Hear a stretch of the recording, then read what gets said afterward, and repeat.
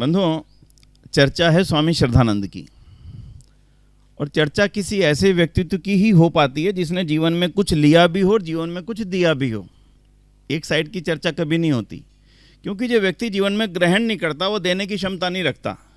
तो इसलिए जिस भी व्यक्तित्व को आप देखेंगे, बड़ी बड़ी जगह पे चित्र लगे हुए देखेंगे, जयंती मनाते हुए देखेंगे, उनका पहला हिस्सा वो होगा जिसमें उन्होंने ग्रहण किया है। कहीं से भी लिया हो, कैसे भी लिया हो, लेकिन लिया है।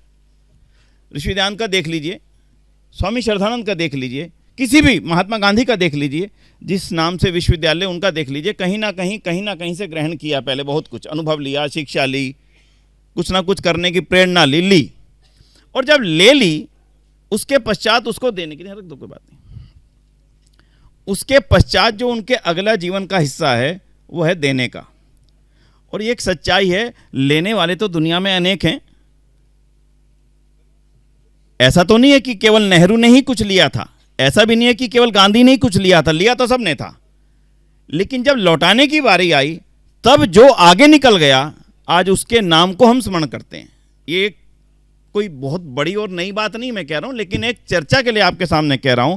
लेने वाले तो बहुत लोग हैं दुनिया में, एक ही विद्यालय में हजारों लोग पढ़ते हैं, लेकिन लेने के पश्चात जब देने की संसार को वापस लौटाने की बात आती है, जो व्यक्ति उसमें सफल हो जाता है, दुनिया हमेशा हमेशा हमेशा उसी को स्मरण करती है। इसलिए इस अवस्था में, जिस अवस्था में आप यहाँ पर बैठे हैं, ये विचार करिए कि ये मेरा लेने का काल है, अनुभव लेने का, शिक्षा लेने का, ज्ञान लेने का, इतिहास को जानने का और जो कुछ भी जानने का। लेकिन जब मेरा देने का काल आएगा, उसका चिंतन भी इसी आयु में होना जरूरी है।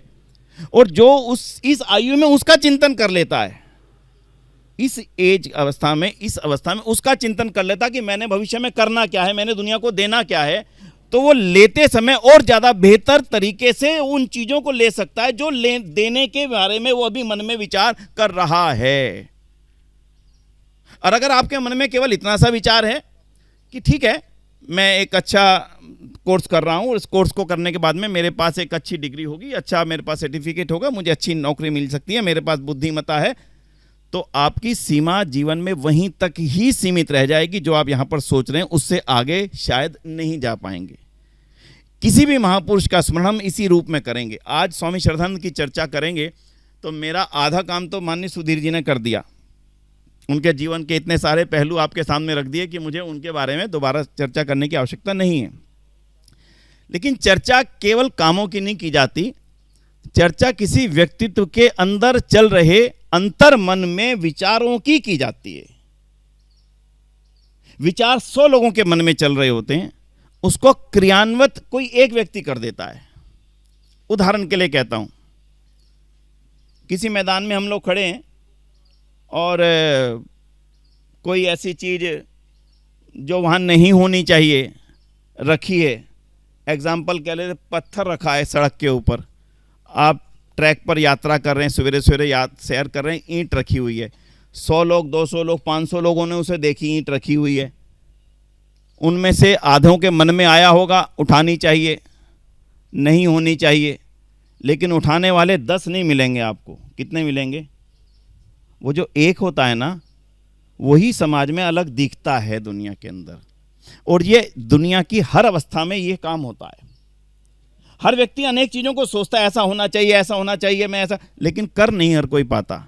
अगर किसी विलक्षण व्यक्तित्व के जीवन के हम उन पहलुओं पर चर्चा करेंगे तो केवल उन्हीं की चर्चा होती है जिन्होंने सोचा, विचारा और उसको फिर क्रियान्वित कर दिया। एक एग्जाम्पल ले लेते हैं। 2 बेटियां थी स्वामी श्रद्धानंद की, एक का नाम वेदवती था, दूसरी नाम में एकदम से ध्यान नहीं है। 2 बेटियां थी, 2 पुत्र थे, हरिश्चंद्र और इंद्र। हरिश्चंद्र और इंद्र की बात तो भाई साहब ने बताई अभी। 2 बेटियां उस समय, क्योंकि हिंदू समाज में पढ़ने का कोई क्रम था ही नहीं, बेटियों के लिए तो बिल्कुल नहीं था। मतलब पढ़ाना पाप समझा जाए, अरे क्या कर रहे हो भाई तुम, ये बेटियों को तो पाप, मतलब पढ़ाना ना सामान्य नहीं था, उल्टा था। ऐसी अवस्था में ऋषिदान ने प्रेरणा तो दी, बेटियों को पढ़ाना चाहिए, शुरू भी हुआ, लेकिन इतना अधिक नहीं फैल पाया। उस समय क्रिश्चियन मिशनरीज हमारे यहाँ पर थी, उनमें से कुछ बेटियों ने पढ़ना सीखा और मकसद जो था वो हमारे सबके सामने, उस तरफ नहीं जाऊँगा। स्वामी श्रद्धानंद ने भी बेटियों को भेजा, चलो इस बहन जी से कुछ पढ़ाया करो। पढ़ के घर पे आई, जो सीखा था वो बोलना शुरू कर दिया। बच्चों को तो आप सिखाओगे ट्विंकल ट्विंकल, वो घर आकर ट्विंकल ट्विंकल बोलता है, उसे लगता है कि मैं कुछ सुना रहा हूँ घर में। उसने बोला ईसा ईसा बोल तेरा क्या लगेगा मोल, ईसा तेरा राम रमैया, ईसा तेरा कृष्ण कन्हैया। सामान्य बात थी, कुछ नई बात नहीं थी, पर यहाँ से चिंतन शुरू होता है। व्यक्तित्व के अंदर चल रहे विचारों को कैसे हम आंकते हैं, वो चिंतन यहाँ से शुरू होता है। स्वामी श्रद्धानंद ने सुन लिया, अरे ये क्या क्या बोल रही है बेटी, मेरी बेटी ये बोले, अरे कृष्ण के गीत गाए, राम के समझ में आता, ये गीत कहाँ के गा रही है। बस उस चिंतन को परिणति देनी थी, कहीं ना कहीं पहुँचाना था। तो चिंतन मन में आ गया, पहला काम यहाँ तो पढ़ने नहीं भेजूंगा जहाँ ये जा रही है, लेकिन बेटी को पढ़ाना तो है। फिर रास्ता कौन सा निकले, बेटियों के लिए भी विद्यालय खोलना ही पड़ेगा। देखिए मैंने क्या कहा, प्रश्न पैदा हुआ, समझ में आया नहीं करना ये, तो फिर कुछ तो करना है, हाँ ये करना है जो इसके लिए उचित है। मैं एक व्यक्ति के मन को पढ़ रहा हूँ, उसके अंदर चल रहे विचारों को पढ़ करके आपसे सामने रख रहा हूँ। आपके सामने दिन भर में अनेक प्रश्न पैदा होते हैं देख करके, ये होना चाहिए, ये नहीं होना चाहिए, गलत हो रहा है, ये गलत। लेकिन उसके बाद उसका अगला स्टेप, मैं कैसे करूं, मैं क्या कर सकता हूं, अरे मेरा कौन साथ देगा, ऐसे कौन मेरे साथ आ जाएगा, कौन सहयोग करेगा। 100 प्रश्न आने के पश्चात में आधे 2 घंटे बाद आपके मन से वो सब विचार वॉश आउट हो चुके होते हैं। अनेक बार दिन भर में आते हैं। स्वामी श्रद्धानंद के जीवन से जो लेने वाली बातें, आज हम उन विचारों को थोड़ा सा आगे बढ़ाते हैं। उन्होंने तुरंत कहा बेटियों का विद्यालय खोलना चाहिए। भाई कौन खोले, आसान है क्या, बेटियों को पढ़ने के लिए तो तुम ये कह रहे हो पढ़ ही नहीं सकती, इनके विद्यालय खोलने की बात नहीं, खोलना है। लाला देवराज जिनका नाम लिया भाई सुधीर जी ने, प्रेरणा दी उनको, खोलो। क्या कह रहे हो महात्मा जी, कौन बेटियों का विद्यालय खोलने देगा, कौन बेटियों को पढ़ने भेजेगा, ना, खोलना ही है। बस यही शुरुआत थी कन्या महाविद्यालय जालंधर की, जिसकी चर्चा आपने की। वो पहला महिला हॉस्टल था। आप सोचिए, कल्पना करके देखिएगा, पहले तो महिला को पढ़ना मतलब कहीं पर भी, अपने आप भी घर में भी पढ़ाना ना, बिल्कुल नहीं, पढ़ाना ही नहीं है, पढ़ी लिखी ना हो जाए मेरी बेटी, यानी भेजना की बात तो दूर की है, घर में भी नहीं पढ़ाना। फिर स्कूल खोलने की बात, उसके पश्चात विद्यालय में छात्रावास खोलने की बात। आज आपको छात्रावास में आना हो तो आपको कोई संघर्ष करना पड़ता है? नहीं, कोई संघर्ष नहीं। मैडम, मम्मी मैंने वहाँ कॉलेज में एडमिशन लिया, मैं छात्रावास में जा रहा हूँ, अमेरिका जा रहे हैं, लंदन जा रहे हैं, ना जाने कहाँ कहाँ हमारी बेटियाँ जा रही हैं।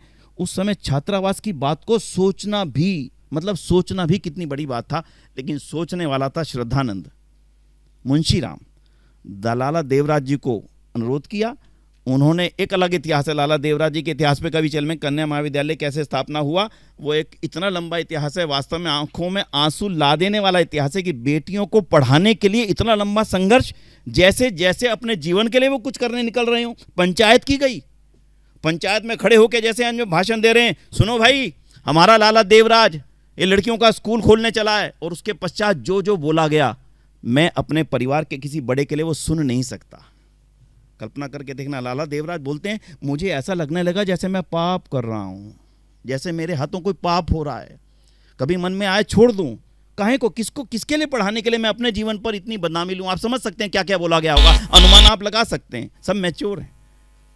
लेकिन लाला देवराज बोले, फिर मेरे मन में आया ऋषिदान को भी तो बहुत कुछ बोला गया था, उनको पत्थर फेंके गए थे, उनको विष दिए गए थे, मारने की चेष्टाएं की गई थी, मेरे लिए तो अभी केवल शब्द ही बोले गए हैं, मेरे को भी तो किसी ने मारा नहीं, समाज से निकाला नहीं। फिर से उठे तेज गर्मी में, केवल मैं विचार की बात आपके सामने ला रहा हूं, इसलिए उन घटनाओं को ज़्यादा नहीं लाऊंगा।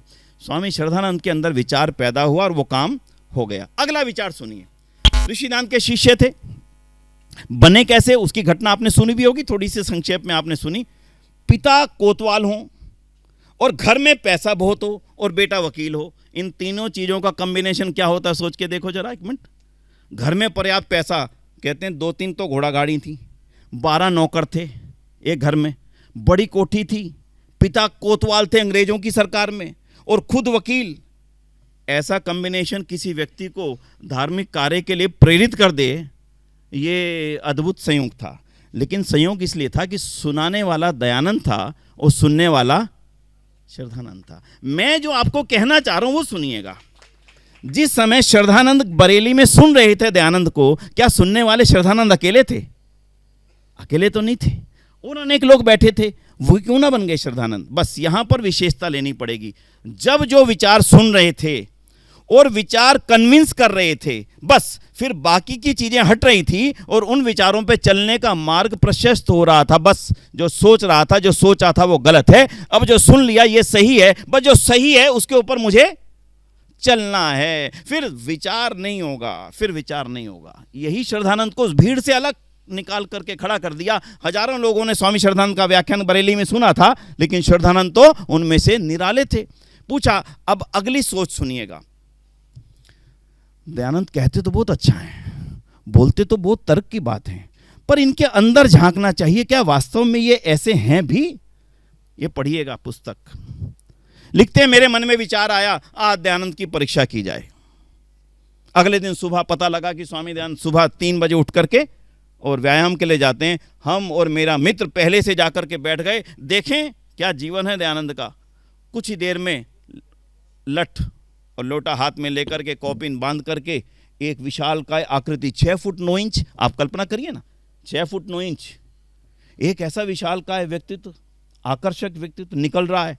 स्वामी श्रद्धानंद कहते हैं, हम तो युवा थे, 1824 में जन्म हुआ दयानंद का, 1856 में जन्म हुआ श्रद्धानंद का। मुंशीराम का कितना अंतर है?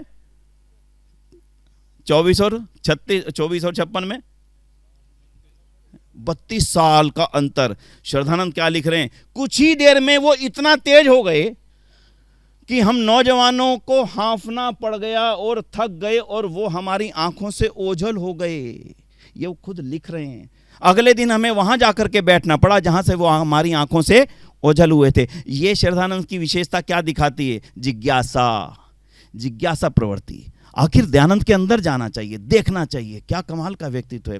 संस्कृत विभाग है आपका, सोचते थे संस्कृत में पढ़ा लिखा व्यक्ति क्या बोलेगा, चलो पिताजी ने कहा है तो उनकी आज्ञा का पालन करने के लिए सुनने चला जाता हूं। केवल पिता की आज्ञा का पालन करने के लिए गए थे, इच्छा से नहीं गए थे। लेकिन संस्कृत में धारा प्रवाह सुन करके ये लगा तर्क भी संस्कृत में है, ज्ञान भी संस्कृत में है, विज्ञान भी संस्कृत में है। तीनों चीजों ने जो प्रभावित किया वो आगे का पूरा जीवन है। बोले हम वहां जाकर के बैठ गए, पीछे से आने वाली आकृति, और हमने जैसे गेट सेट गो के लिए तैयार होते हैं, तैयार बैठे थे। वो आकृति आएगी, यहां से निकलेगी, हम पीछा करेंगे, जानेंगे दयानंद के अंदर क्या है। ये जिज्ञासा प्रवृत्ति जिस दिन हमारे विद्यार्थियों के अंदर पैदा हो गई, मैं विश्वास से कहता हूं आप ना जाने दुनिया की कितनी विलक्षण ऊंचाइयों तक पहुंचेंगे। ये कोई आज का नहीं, ये इतिहास अपने आप दिखाता है सब व्यक्तियों को जिसके अंदर जिज्ञासा की प्रवृत्ति पैदा हुई थी।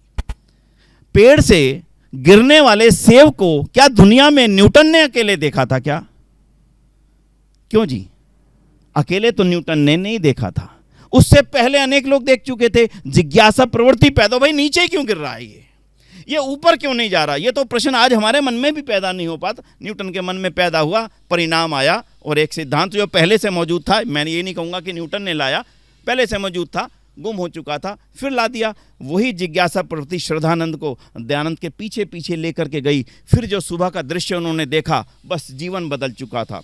शराब पीने वाला और अन्य ना जाने कितने बुराइयों में जो ढल चुका था। मैंने एक इक्वेशन बता दी थी, पैसा, पुलिस, एडवोकेट, ये तीनों चीज़ें, जो चीज़ें बुराइयां जीवन में ले आती हैं, सारी वॉश आउट होने का एकदम से ऐसा को पटाक्षेप हुआ। बस ये दूसरी विशेषता मैं उनके जीवन की कहूँगा, जिज्ञासा प्रवृत्ति, जानने की इच्छा। जब कोई सच्चाई सामने आ जाए उसकी और गहराई में जाने की कोशिश कीजिए, और गहराई में जाने की कोशिश कीजिए। मैडम क्यूरी, एक एक उठाते जाइए, जितने भी चिंतक विचारक हुए, उनकी विशेषता यही थी जो स्वामी श्रद्धानंद की विशेषता थी। उससे थोड़ा सा और आगे चलेंगे। ऋषिदान के काम को करना है, मन में विचार था। ऋषिदान ने कहा क्या था? कहा ये था मेरा देश विश्वगुरु बनना चाहिए। तो ये पता लगाओ ये विश्वगुरु था क्या? हाँ था। तो क्यों था? इसलिए था कि इस देश में हजारों लाखों गुरुकुल थे और गुरुकुल परंपरा का परिणाम ही ये देश विश्वगुरु था। अब प्रश्न पैदा हो गया, अब मुझे क्या करना है? बस आप समझिए कैसे निर्णय होते हैं। मैं उस व्यक्तित्व के निर्णयों के तरीकों को आपके सामने रख रहा हूं, घटनाएं नहीं बता रहा हूं। तरीके आए। ऋषिदान ने कहा था भारत विश्वगुरु बनना चाहिए। क्यों था? क्योंकि गुरुकुल थे, गुरुकुल अब नहीं है, तो मुझे अब गुरुकुल खोलने हैं। बस तय हो गया, फैसला हो गया। अब कुछ फैसला करना नहीं है, सोचना नहीं है, कर दिया। भैया पैसा कौन देगा? मैं दूंगा। कहां से? अरे जो मेरी संपत्ति है। भाई साहब ने बताया 30,000 रुपये इकट्ठे करे, पर आपको ये जानना पड़ेगा कि संपत्ति का जो उनका बड़ा हिस्सा था, उन्होंने कहा ये सारी की सारी मैं गुरुकुल के लिए दान करता हूँ। बड़ी हिम्मत का काम चाहिए। आपकी जेब में 2000 रुपये हों और आपसे कोई भाई साहब सारे के सारे दे दो, केवल 2000 रुपये की बात कर रहा हूँ मैं, अभी 10, 20, 50 लाख की बात नहीं मैं कर रहा हूँ, थोड़ा सा मुश्किल हो जाएगा। भाई साहब 200 रुपये ले लो, कुछ ले लो ना भैया, सारे चाहिए, दान में चाहिए। छीनने की बात होगी तो सारे दे देंगे, उसकी बात नहीं मैं कर रहा हूँ, दान की बात मैं कर रहा हूँ। स्वामी श्रद्धानंद ने कहा ना, जो मेरे पास है सो दिया। मन में बच्चों के प्रति भाव था, कुछ रख लिया थोड़ा सा कि बच्चों बड़े होंगे, इनको भी तो देना है। यहाँ पढ़ाएगा कौन? मैं पढ़ाऊंगा? अरे एडवोकेट, हाँ मैं ही वहाँ का आचार्य बनूंगा। सुनिए ध्यान से, मुझे नई शुरुआत करनी है। उसको करेगा कौन? उसको एग्जीक्यूट कौन करेगा? उसको जस्टिफाई कौन करेगा जो मैं करना चाह रहा हूँ? खुद का जीवन दे दिया। सरल नहीं है। अभी तक पैसे की बात थी, अब कहाँ से बात आ गई? मेरा पूरा जीवन, मेरे पूरे जीवन की इच्छाएं, सब कुछ उसको समर्पित कर दी। वहाँ पढ़ाएगा कौन अपने बच्चों को? तीसरा प्रश्न पैदा हुआ। फिर निर्णय फटाफट हो गया, अपने दोनों बच्चों को सबसे पहले मैं वहाँ पर भर्ती कराऊंगा। दान दिया, जीवन दिया, अपने दोनों बच्चे वहाँ पर दे दिए।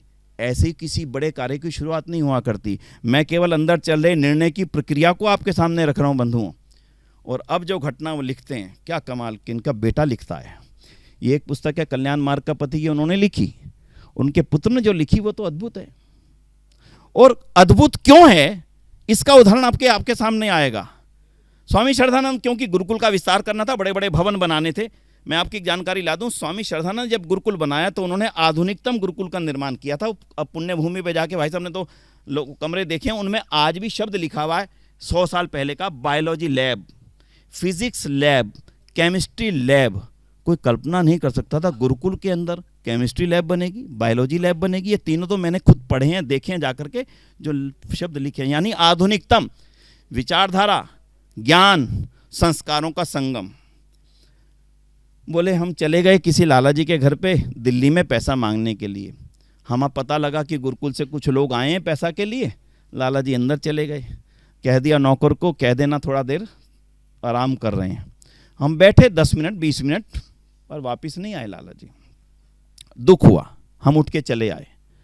जब वापस आए गुरुकुल में तो मन में एक विचार पैदा हो गया। अब अगली प्रक्रिया सुनिएगा, निर्णय कैसे किया जाता है। निर्णय भावना से, श्रद्धा से, तर्क के साथ। बोले मुझे ऐसा लगा मेरे जीवन में अभी कुछ कमी शेष रह गई है, जिसके कारण से उस दानदाता ने मिलना तक नहीं चाहा मेरे से। तो वो अपने दोनों पुत्रों को बुलाया। इंद्र लिखते हैं, मुझे और मेरे भाई हरीश को बुलाया। सुबह 4:30 बजे बुलावा आ गया। आचार्य ने बुलाया है। उस समय आचार्य के रूप में उनका संबंध था, पिता के रूप में नहीं था। कमरे में बुलाया, बोले मैंने एक कागज लिख करके रखा है, अगर तुम ठीक समझो तो इस पर अपने हस्ताक्षर कर देना, पढ़ लेना। पढ़ा। इंद्र के लिखते हैं, हम दोनों भाइयों ने पढ़ा। पढ़ करके एक दूसरे की आंखों में देखा और आंखों में झांकने के पश्चात किसी में पिताजी से बात करने की क्षमता नहीं थी। उस पे लिखा था, मैंने अपने जीवन का अधिकतम रुपया गुरुकुल की उन्नति के लिए दान कर दिया है।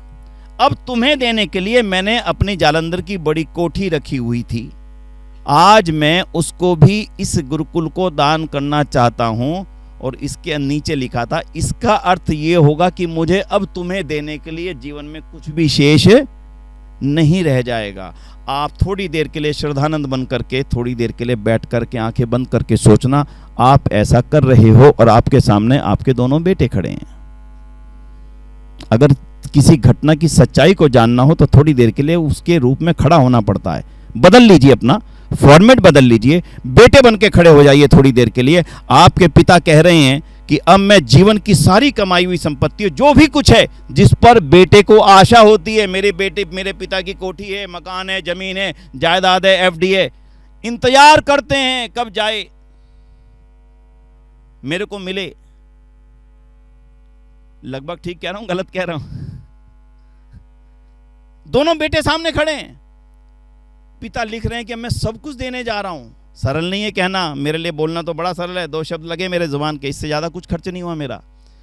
कहते हैं कि दोनों बेटों ने उसके ऊपर साइन कर दिए और साइन करके पूज्य पिताजी के चरण छू करके हम चले गए। और उसी दिन पूज्य पिताजी ने वहां पर कार्यक्रम में खड़े होकर के घोषणा कर दी कि मैं अब ये सारी संपत्ति आर्य समाज के इस गुरुकुल को समर्पित करता हूं। समर्पण का इससे बड़ा उदाहरण वर्तमान के जीवन में तो देखने को नहीं मिलेगा। ढूंढ करके ला सके तो ला करके दीजिएगा। स्वयं का जीवन, अपने बच्चों का जीवन, अपनी बेटियों का जीवन, स्वयं की संपत्ति और बच्चों के लिए जो संभाल के रखी थी, उनके सामने उनकी स्वीकृति से उसको दान करने का ऐसा विलक्षण उदाहरण अगर देखना हो तो दयानंद के शिष्य स्वामी श्रद्धानंद के अलावा दूसरा मिलेगा नहीं। अब मेरा आपसे एक प्रश्न है छोटा सा, आप तो प्रश्न बाद में पूछेंगे, पहले मेरा प्रश्न है, त्याग ज्यादा किसका था?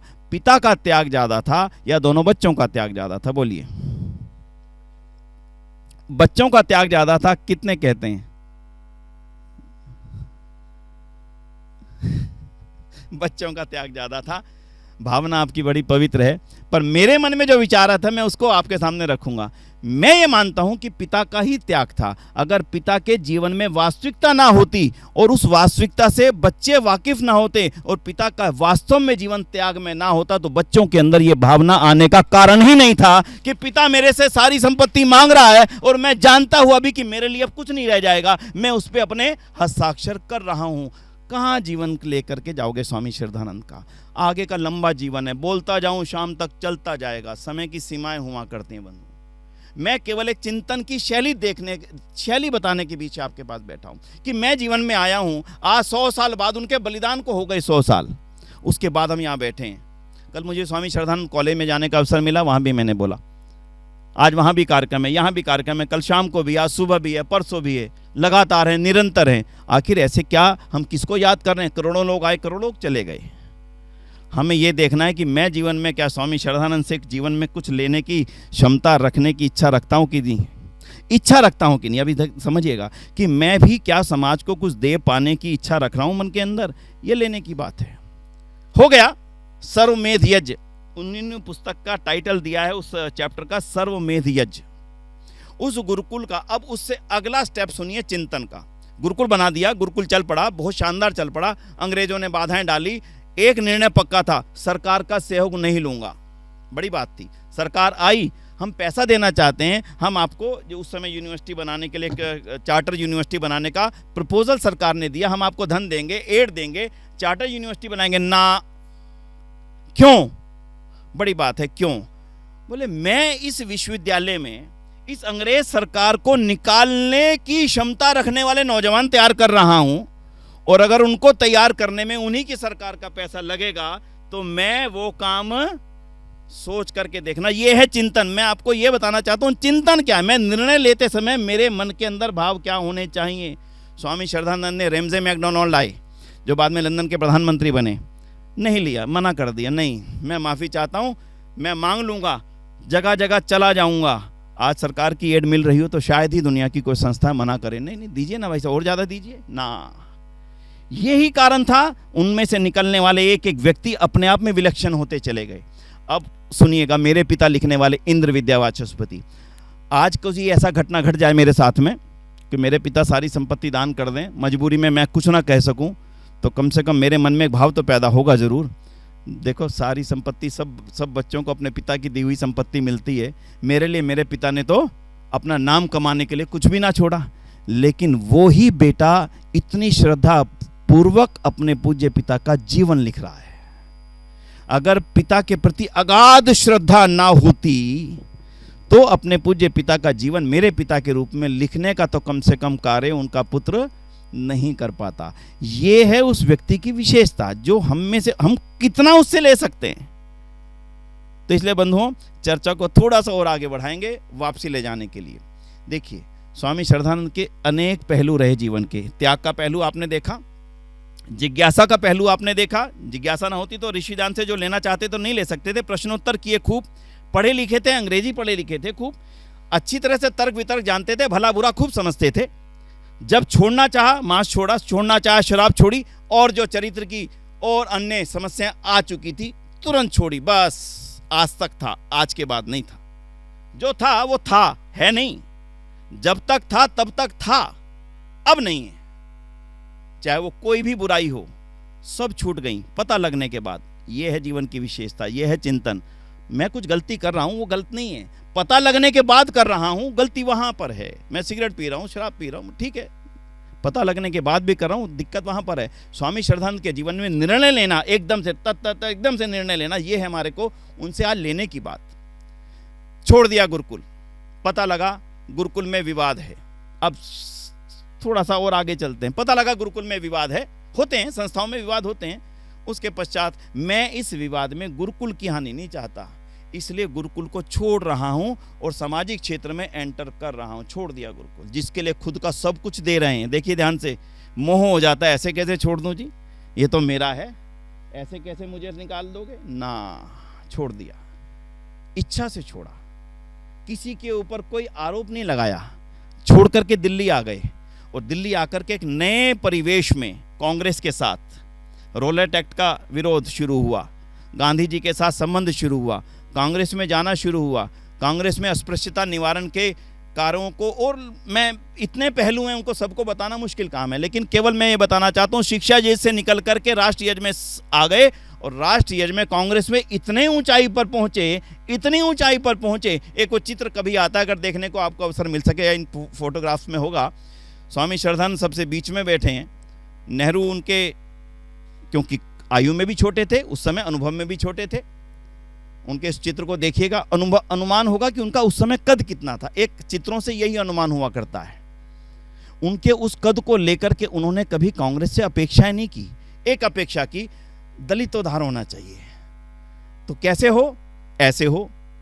लेकिन जब उन्होंने देखा कि कांग्रेस दलितोद्धार के कार्य में रुचि नहीं ले रही है, तुरंत कांग्रेस को छोड़ करके भी अलग हो गए, क्योंकि मेरा काम अब इससे नहीं चल रहा, तो मुझे अब अलग रास्ता लेना पड़ेगा। और दो इतिहास के काम मैं आपके सामने रखूंगा।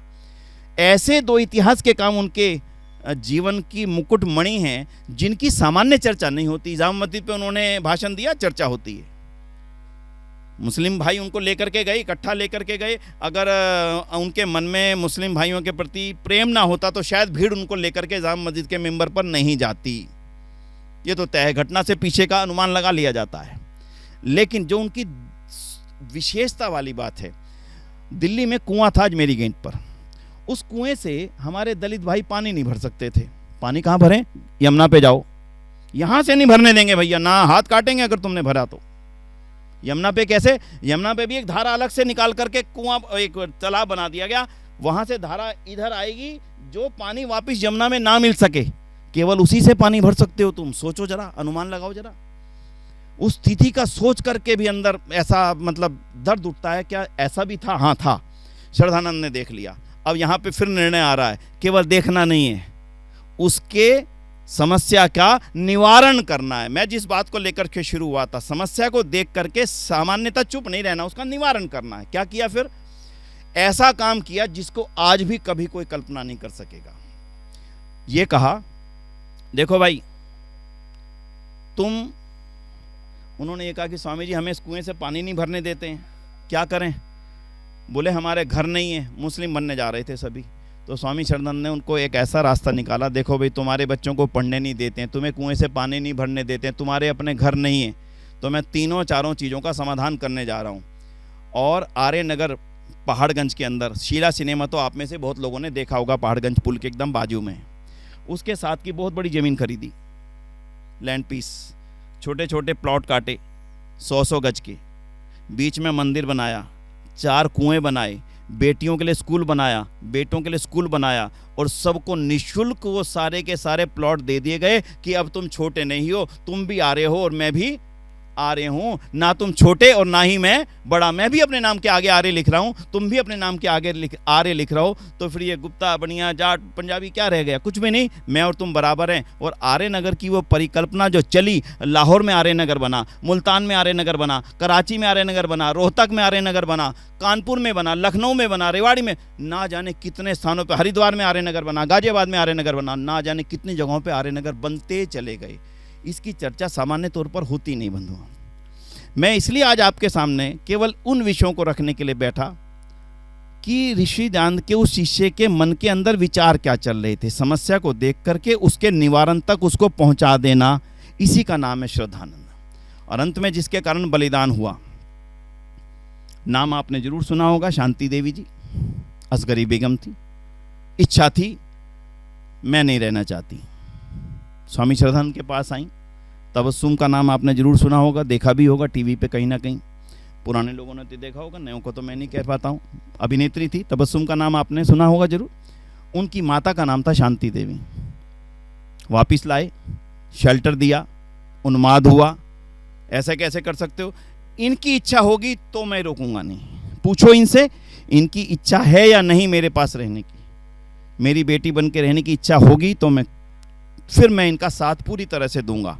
उन्माद था लेकिन धोखे से मारे गए। स्वामी जी, मैं हिंदू धर्म के बारे में जानने के लिए आया हूं।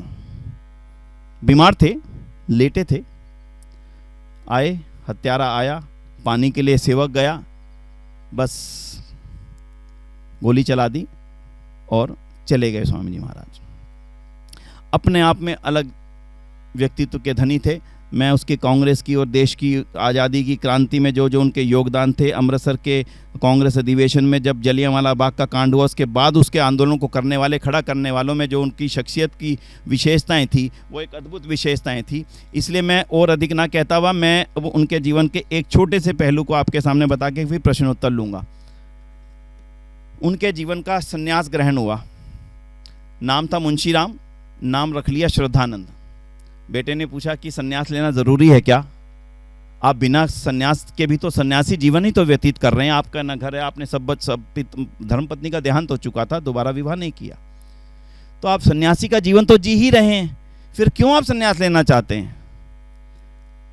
उनका एक उत्तर था, मेरे गुरु दयानंद थे, उन्होंने आश्रम व्यवस्था बताई थी और मुझे लगता है वो आश्रम व्यवस्था बिल्कुल सटीकता से बनी थी। जब मैं अपने जीवन की जिम्मेदारियों से मुक्त हो जाऊं या फिर अब मुझे लगने लगे कि मैं अब केवल और केवल समाज के प्रति ही समर्पित रहना चाहता हूं, तब मुझे संन्यास ले लेना चाहिए। और मैं उसी श्रद्धा के कारण से संन्यास ले रहा हूं, इसलिए अपने नाम के आगे श्रद्धानंद लगाना चाहूँगा। और बंधुओं, जिस श्रद्धा से जीवन उन्होंने जिया, हिंदी के लिए जो काम किया, इतना इतिहास है, एक एक विषय को लेता, दलितोद्धार के लिए जो काम किया वो तो इतना अद्भुत है कि बोलते जाएं बोलते जाएं बोलते जाएं। उनके शिष्यों में एक घटना जरूर बताना चाहूँगा आपसे। आप में से एक रघुमल आर्य कन्या सीनियर सेकेंडरी स्कूल है कनॉट प्लेस के अंदर, आप में से शायद किसी ने नाम सुना हो। लाला रघुमल की छोटी सी घटना सुनिए। एक व्यक्ति के जीवन से निकले हुए शब्दों का कैसे प्रभाव पड़ता है किसी के अंदर, जब व्यक्ति में अपने आप में पूर्णता हो। घटना बड़ी गजब की है। लाला रघुमल की दुकान थी श्रद्धानंद बाजार में, जिसको जीबी रोड कहा जाता था, उसका नाम श्रद्धानंद मार्ग हो गया। आर्य समाज से जुड़े हुए नहीं थे। उन्होंने, उनके मित्र ने कहा, लाला जी मुंशीराम आए हुए हैं, आप भी उनको सुनने चलो। नाना भाई मैं नहीं जा रहा हूं, मैं आर्य समाज से जुड़ा हुआ नहीं हूं, तुम हो आर्य समाजी, तुम जाओ। लाला जी चल पड़ो, मेरी मित्रता के नाते से चल पड़ो। लाला जी लिख रहे हैं उन शब्दों को जो मैं पढ़ रहा हूं आपके सामने। इच्छा तो नहीं थी, पर मित्रता का आग्रह था, इसलिए मैं उसको प्रसन्न करने के लिए साथ चला गया। और उस दिन मुंशीराम का जो भाषण था वो गजब का था। मुंशीराम कह रहे थे कि दिल्ली के लालाओं ने अपने बच्चों की तबाही का इंतजाम खुद किया हुआ है। शब्द सुनना, दिल्ली के लालाओं ने अपने बच्चों की तबाही करने का इंतजाम खुद किया हुआ है। इससे बड़ा पाप हो नहीं सकता। मैं विश्वास दिलाता हूं, आप अपने ऊपर चलने वाले नाचने वालियों के कोठों को बंद कर दो, उससे होने वाली आमदनी का जो नुकसान होगा, परम पिता परमात्मा उसको कई गुना पूरा करेंगे। लाला रघुमल लिखते हैं, मैं सुनने तो बेमन से गया था, पर उनके इन शब्दों का ना जाने मेरे जीवन पर क्या प्रभाव पड़ा। मैं उठ करके बिना नमस्ते किए हुए चला आया, अपनी दुकान पर आकर के बैठ गया, मुंशी जी के आने की इंतजार करने लगा। मुंशी जी आए, आते ही मैंने कहा कि अपने ऊपर के कोठों को खाली कराने के लिए नोटिस दे दो 1 महीने का। लाला जी नुकसान होगा, काफ़ी किराया आता है। ना, कह चुका हूँ, दे दीजिए। केवल इतनी सी घटना है, कोई सोचा नहीं विचारा नहीं। श्रद्धानंद के केवल 2 शब्द बोले, मैं सीधा सीताराम बाजार से उठ करके दुकान पे चला गया। और उसके बाद जो पंक्ति लिखी है वो हम हर व्यक्ति को ध्यान में आनी चाहिए बार बार। उसके बाद वो लिखते हैं, उस दिन के बाद ना जाने मेरे गले में कब हजारों से लाखों और लाखों से करोड़ों हो गए।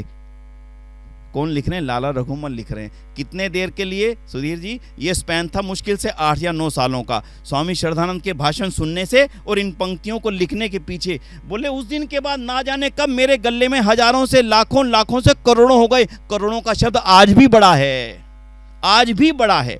उस समय फिर मेरे को लगा अब ये पैसा मेरा नहीं है, ये धन तो श्रद्धानंद का ही दिया हुआ है। चेकबुक उठाई, स्वामी जी के पास चले गए। स्वामी जी अब मैं ये चेकबुक आपको भेंट करने आया हूँ, जब जितनी इच्छा हो आप इससे धन ले लीजिएगा, जो संस्थान बनाना हो बना लीजिएगा। स्वामी जी ने कहा मेरी नहीं भाई, तुम रखिए ना, ये आपकी ही है।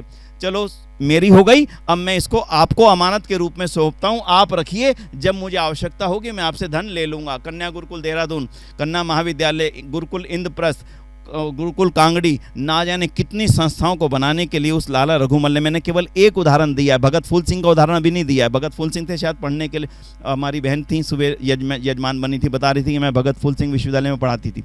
फिर कभी जीवन में अवसर मिलेगा तो भगत फूल सिंह के जीवन को जानने की कोशिश कीजिएगा, गजब का जीवन था। आप सोचिए श्रद्धानंद के केवल बोले गए 2 शब्द ने किसी एक व्यक्ति का जीवन इस कदर बदल दिया कि जीवन में बस एक ही बात दिखाई देने लगी कि समाज के लिए मेरे धन किए गए, अर्जित किए गए धन का केवल उपयोग समाज के लिए होना चाहिए। ये था विलक्षण व्यक्तित्व स्वामी श्रद्धानंद का। मेरी 2-4 घंटे की वार्तालाप में भी श्रद्धानंद के जीवन को उतार पाना बड़ा कठिन है।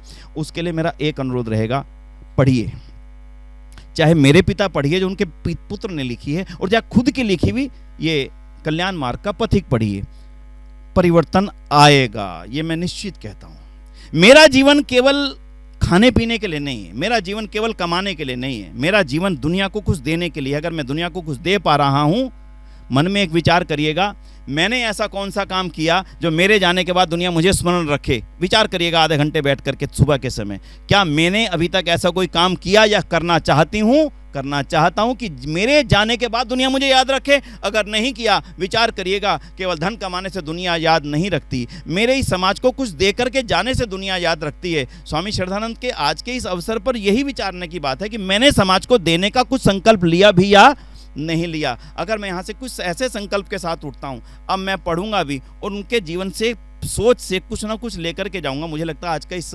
वातावरण, इतने सुंदर वातावरण में, ये तो एक दैवीय वातावरण है भाई, मैं सच कहता हूँ। यहाँ करके ऐसा लगता ही नहीं कि हम दिल्ली के अंदर बैठे हैं, बिल्कुल ही नहीं लगता। ऐसा लगता है किसी, पता नहीं किसी जंगल में, किसी एक अरण्य में जाकर के एक आनंद लेने के लिए बैठे हैं, आश्रम में बैठे हैं, किसी एक आश्रम के अंदर बैठे हैं। ऐसे सुंदर वातावरण में विचार भी पवित्र होते हैं, तो इसलिए कुछ ना कुछ लेने की इच्छा से आज उठिएगा। बंधुओं, प्रश्न बहुत हैं, लेकिन इन सब प्रश्नों का समाधान छोटा नहीं है, इसलिए मैं ऐसा नहीं चाहूँगा कि मैं अपने आज सारा आपका समय को इन सारे प्रश्नों में ही ले लूँ। मूल रूप से अगर स्वामी श्रद्धानंद के जीवन पर कोई प्रश्न होता तो मुझे आज के इस संदर्भ में जोड़ने में अच्छा लगता, लेकिन फिर भी मैं कुछ चीज़ों को आपकी जानकारी के लिए दूंगा। भगत सिंह, एक छोटा सा प्रश्न ले लेते हैं, बहुत छोटा सा है, दे दीजिए। भगत सिंह अपने आप में एक ऐसे विलक्षण व्यक्तित्व के धनी हैं। कितने वर्ष की अवस्था में उनको फांसी हुई थी? हैं? मुझे लगता है हमें से 23 साल के काफी नौजवान यहां बैठे होंगे लगभग, है ना? 23 वर्ष के तो लगभग काफी सारे, 23 नहीं 22 होंगे, 21 होंगे। 23 वर्ष की अवस्था में फांसी हो जाए और वो जानते हो कि माफी मांग के छूट सकता हूं, वो जानते हो कि मैं थोड़ा सा भी सरकार का साथ दूंगा तो छूट जाऊंगा, और दुनिया में ऐसा कोई मनुष्य नहीं है जिसको मौत से ना लगता हो, ऐसा तो कोई नहीं है। वो जानते थे कि क्या होने जा रहा है, वो जानते थे फांसी होगी, फिर भी अगर वो फांसी के फंदे पे चढ़ रहे हैं, इसका मतलब उनके अंतर मन के अंदर एक बहुत मजबूत विचारधारा काम कर रही है। और बिना मजबूत विचारधारा के कोई व्यक्ति, पढ़ा लिखा व्यक्ति, अनपढ़ नहीं था, किसी ने कह दिया फांसी चढ़ जाओ तुम्हें जन्नत मिल जाएगी, वो नहीं था, पढ़ा लिखा था, समझदार था। उसके पश्चात भी अगर देश के लिए वो फांसी के तख्ते पे चढ़ना चाह रहे हैं, इसके अंदर उनके मन में विचार था कि ये जो अग्नि जल रही है ना आज़ादी वाली, इसमें बड़ी आहुति चाहिए, बिना बड़ी आहुति के अग्नि धधकेगी नहीं। अभी यज्ञ कर रहे थे ना भाई साहब, बार बार कोशिश कर रहे थे भैया अग्नि बंद ना हो, समिधा डाली जाए, घी डाला जाए, सामग्री कम कर दी जाए, यानी जो अग्नि को जलने की जरूरत थी वो पूरी हो। भगत सिंह भी उन्हीं में से एक थे। और भगत सिंह का विचार दिया कहाँ से था? देखिए, विचारधारा कहीं से क्रिएट होती है, कहीं ना कहीं से। कोई कहेगा मैंने इस पुस्तक से पढ़ करके मेरे विचार बदल गए, कोई कहेगा मेरे इस गुरुकुल में पढ़ के विचार बदल गए, कोई कहेगा मेरे पिताजी के माध्यम से कहीं ना कहीं से डिराइव होती है, चालू होती है। वो विचारधारा उनके पूज्य पिताजी से चालू हुई, वो विचारधारा उनके दादाजी से चालू हुई, और उनके दादाजी की विचारधारा स्वामी दयानंद से चालू हुई। उनको पढ़ करके देखे, क्रम है, लंबा क्रम है। इसलिए भगत सिंह जब ये लिखते हैं कि मैं नास्तिक क्यों हूं, ये अपने आप में बहुत बड़ा एक विवाद वाला विषय है, और उसको केवल 2 शब्दों में यहां पर कह पाना मेरे लिए कठिन है। केवल उसी विषय के लिए अगर आप कभी समय रखेंगे, केवल भगत सिंह जी, उनकी विचारधारा और उनका नास्तिक होने के पीछे की जो एक लंबी क्रिएशन की गई है, उन दोनों को मिलाकर के रखेंगे, तब उस विषय पे ज़्यादा अच्छी चर्चा हो सकेगी। मैं केवल एक बात कहूँगा, उन्होंने कहा पूज्य पिताजी आप मेरे को विवाह के लिए एक बात कहते हैं, आप भूल गए जब मेरा यज्ञोपवीत संस्कार हो रहा था। कौन लिख रहा है, कौन बोल रहा है? भगत सिंह पत्र लिख रहा है। क्या लिख रहे हैं? जब मेरा यज्ञोपवीत संस्कार हो रहा था। सिख परिवार में यज्ञोपवीत संस्कार संभव नहीं, कैसे हुआ? आर्य समाज की विचारधारा पूरी तरह से घर कर चुकी थी, पूरी तरह से यज्ञ की वेदी पर हुआ। तब मेरे दादाजी ने मुझे और जगत सिंह को अपने कंधों पर बैठा करके हमें अपने देश पर वक्फ कर दिया था, यानी दान कर दिया था।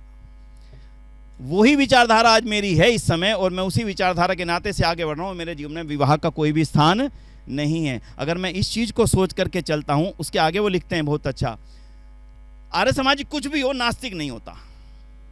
शब्द हैं उनके लिखे, आर्य समाजी कुछ भी हो नास्तिक नहीं होता। परिवार में आर्य समाज के संस्कार थे, और एक नौजवान के अंदर आर्य समाज के संस्कारों के साथ साथ कुछ ना कुछ ऐसे प्रश्न मन में चलते ही हैं जिनका समाधान समय पे होना जरूरी, लेकिन उनकी धारा मुड़ चुकी थी देश के लिए। संभवतः उनके उस समय के उन उठ रहे प्रश्नों का समाधान करने का, उस तरह की जिज्ञासा का वक्त ना मिला हो। कभी भगत सिंह जी की चर्चा विशेष रखेंगे तो मुझे और अच्छा लगेगा, तब उनकी विस्तृत जीवनी की चर्चा हम कर सकेंगे। क्या स्वामी श्रद्धानंद जी का सदस्य अनुकरणीय व्यक्तित्व वर्तमान में है, जिसके जीवन को जानने की जिज्ञासा हमारे अंदर होनी चाहिए? मैं ये कहूँगा, जिसके एक अकेले जीवन से कुछ लिया जा सकता हो तो उसके लिए नई चीज़ को ढूंढने की आवश्यकता नहीं है। उनके पूज्य पिताजी ने, उनके बेटे ने जो पुस्तक लिखी, वो हमारे लिए विलक्षण व्यक्तित्व। मैं फिर से एक नया ढूंढूं, उससे बेहतर है कि मैं ही वैसा बनने की कोशिश करूं ताकि लोग मुझे फॉलो कर सकें, और वो उसके ऊपर है जो इसको बनना चाहे। इसलिए इस प्रश्न का बहुत अच्छा प्रश्न है, मैंने यथासंभव समाधान किया है। मत ढूंढिए स्वामी श्रद्धानंद की, आपकी भीड़ में से कोई मिलेगा, निराशा होगी। हो सकेगा आप कहेंगे मैं तो इसको श्रद्धानंद समझता था, ये तो वो निकला, निराशा होगी। मत जाइए उधर। जो मेरे सामने विलक्षण व्यक्तित्व का चित्र खड़ा हुआ है उससे लीजिए ना, बहुत कुछ है लेने के लिए। इसलिए 2 पुस्तकों में मुझे बहुत कुछ मिल जाएगा। पुस्तक ही है, और दोनों एक दूसरे के पूरक हैं। ऐसा एक भी विद्यालय नहीं यहाँ केवल पुस्तकें रख दी गई हो, भैया पढ़ लो, और ऐसा एक भी विद्यालय नहीं जहाँ केवल आचार्य हो पुस्तक ना हो। दोनों एक दूसरे के पूरक हैं। एक को पढ़ाया जाता है, एक पढ़ता है और एक पढ़ाता है, एक आधार है। इसलिए प्रमाणिक, जो शंकराचार्य जी को प्रमाणिक लिखा है, शंकराचार्य जी भी वेद को ही प्रमाण मानते थे, इसलिए आर्य समाज भी वेद को ही प्रमाण मानता है। इसलिए वही हमारे आचार्य हैं, और आज भी और कल भी रहेंगे। ऋषिदान जितने आचार्य ने कितनी सुंदर बात लिखी, अगर मेरी बात में और वेद की बात में अंतर दिख जाए तो मेरी मत मानना, केवल वेद की मानना। इतनी बड़ी बात लिखने वाला एक व्यक्ति तो हमें स्पष्ट कह के जा रहा है कि अंतिम आचार्य तो वेद ही हैं। इसलिए एक बात आई है भी, संस्कृत के प्रोफेसर अपने बच्चों को गुरुकुलों में क्यों नहीं पढ़ाते? देखिए भाई, ये जिसका सौभाग्य हो पढ़ने का और जिसका सौभाग्य हो पढ़ाने का, ये उनके ऊपर निर्भर है। चाह करके भी नहीं पढ़ाया जा पाता कहीं पर, घर की व्यवस्थाएं अलाउ नहीं करती हैं, घर के तनाव अलाउ नहीं करते हैं कभी कभी चाह करके भी। लेकिन मैं इतना जरूर कहूँगा कि गुरुकुलों के आचार्य अगर अपने घर के वातावरण को गुरुकुल जैसा बना के रखें तो भी मैं उसको एक आज के समय की बड़ी देन ही मानूंगा। इसलिए हम किसी के ऊपर मत जाएं, तूने क्यों नहीं पढ़ाया, अपने ऊपर जाएं कि मैं पढ़ाने की इच्छा रखूं तो बस उतना भी पर्याप्त है। इसलिए किसी और पर प्रश्न से बेहतर यही है कि मैं अपने जीवन को ज़्यादा बेहतर से देखने की कोशिश करूँ। तो इसलिए प्रश्न अच्छा था, लेकिन ये व्यक्तित्व को लेकर के था, मुझे ऐसा लगता है। आर्य समाज का भारतीय समाज में क्या योगदान है, इस संस्था के देश के लिए क्या क्या क्या, लंबी विषय है, मैं इस पर नहीं जाऊंगा। आर्य समाज के योगदान को लेकर के शुद्धि आंदोलन एक अलग विषय। स्वामी श्रद्धानंद जी के अनेक कार्यों में से शुद्धि आंदोलन भी एक है। जब कोई हिंदू मुस्लिम या ईसाई बने तो हमें गलत लगता है, हम अपने शुद्धि आंदोलन को सही कैसे ठहराएंगे? बंधुओं, एक ऐसा विषय है जिसके ऊपर खुली चर्चा की अपेक्षा है। मैं बहुत ज़्यादा खुली चर्चा नहीं करूंगा, लेकिन संक्षेप में कहूँगा, स्वामी श्रद्धानंद ने क्यों शुरू किया? शुरू केवल एक कारण से किया, उनको ये विश्वास था, और ये ऐतिहासिक तथ्य भी हैं, जबरन,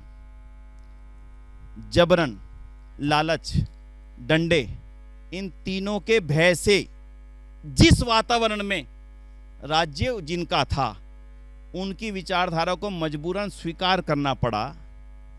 अब वापिस आकर के अपने ही विचारधारा के शासन में कम से कम अपनी विचारधारा को हम वापिस उसमें सम्मिलित हो सकते हैं, ऐसा वातावरण बनाने की ज़रूरत को ऋषिदान ने महसूस किया था। और स्वामी श्रद्धानंद ने उस बात को जनता तक फैला करके लाखों लोगों को वापसी अपनी उसी जगह पर स्थापित किया जिस मूल विचारधारा में उनका कभी पूर्वजों का जन्म हुआ था।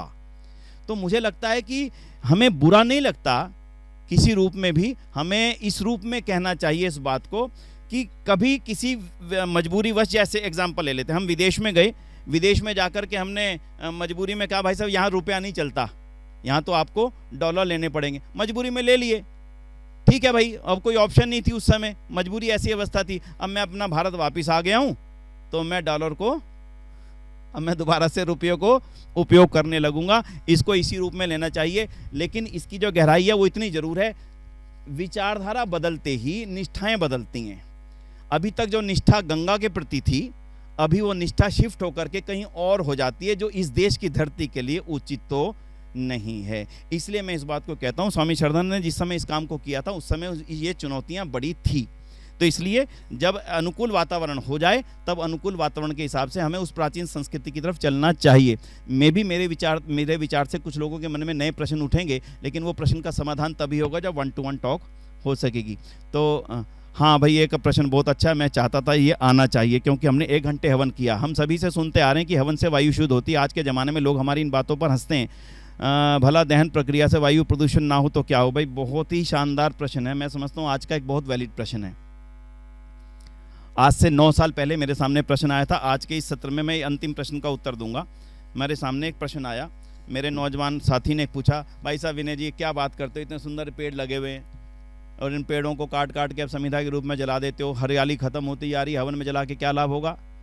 प्रथम दृष्टया बड़ा देखने में अच्छा लगता था, बात उसकी ठीक थी, अनवैलिड नहीं थी। अब इसके प्रमाण की आवश्यकता थी। हमने प्रमाण के लिए सोचा कि आने वाले समय में नौजवान को जब तक ये सिद्ध नहीं किया जाएगा कि इस प्रक्रिया से वायु का जो संतुलन है वो ठीक हो रहा है, तब तक यज्ञ नौजवानों में प्रचलित नहीं हो सकते।